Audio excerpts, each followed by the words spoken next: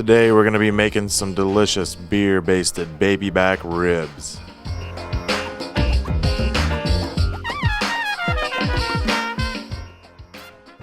Alright, the first thing we're going to do is we got to make a rub.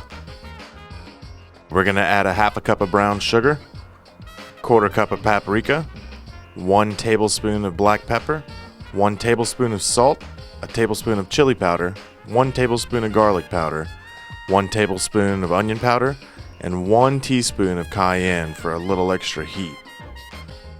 We're going to mix all this stuff together with a spoon. Make sure to get all the clumps out and make sure that it's nice and blended in well.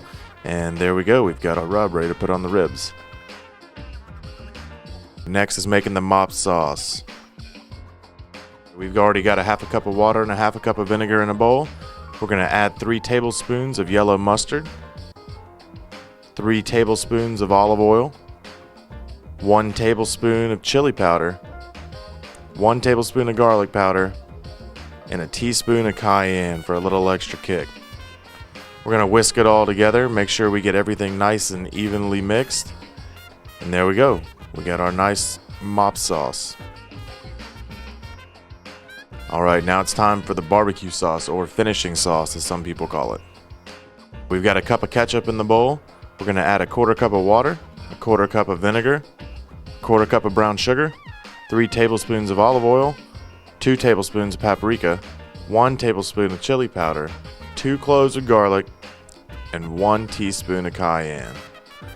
Mix all those together with our whisk until we get a nice thick consistency. And there you go, you got your beautiful barbecue sauce.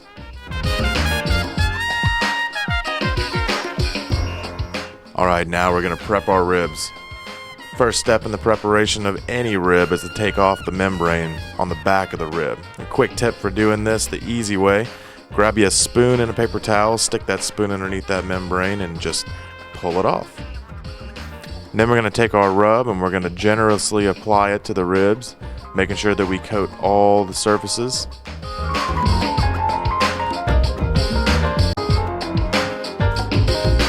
Pat that rub down in there, make sure it's good and packed in there. We want to get a nice thick crust.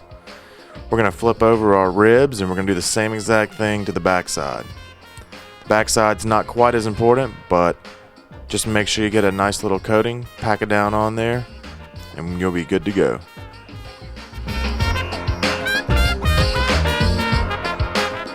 Your ribs should look like this, nice and evenly coated, beautiful ribs. We're going to go over to our grill. Today we're cooking on a Charbroil infrared grill. We're going to light it up and turn all of our burners down to medium heat and let it preheat for about 15 minutes. We're going to take a beer and we're going to pour about 22 ounces into our pan with our ribs. You want just enough beer to cover the bottom of the pan, not enough to soak the ribs. We're not trying to boil these ribs. We just want that beer to permeate those ribs just a little bit. We're going to take some tin foil and we're going to cover up that pan. Make sure you get a nice tight seal there. Now our grill's been preheating for about 15 minutes. It's time to put these ribs onto the grill. We're going to let these ribs cook for about 30 minutes, and then we're going to come back and we're going to mop them. Alright, our ribs are ready to be mopped. So we're going to take off the tin foil. Be careful, this is hot. Grab your mop sauce. Just mop every square inch of those ribs until you get them nice and coated. This will add a lot of flavor into those ribs as they cook and keep them nice and moist. Alright, now that we got our ribs mopped, we're going to cover them back up and let them cook for another 30 minutes or so. Be careful, the pan will be hot whenever you're doing this. And close the lid and we'll check back in 30 minutes. Alright, our ribs have been cooking for another 30 minutes. We're going to take them off and we're going to check to see if they are ready to go onto the grill itself. What we're going to be looking for is that meat to have pulled off the bone a little bit. And you can see there our ribs are already falling apart and our bones are exposed there. You can see the bone tips. Got a nice color from that rub and that mop. Got a nice springiness to our meat. So we're going to let these firm up just a little bit on the grill. Cook them for about another 10 minutes or so, and then we're going to add our barbecue sauce. Alright, we're ready to add our barbecue sauce. Just slather that barbecue sauce on there pretty good. You're going to love this sauce.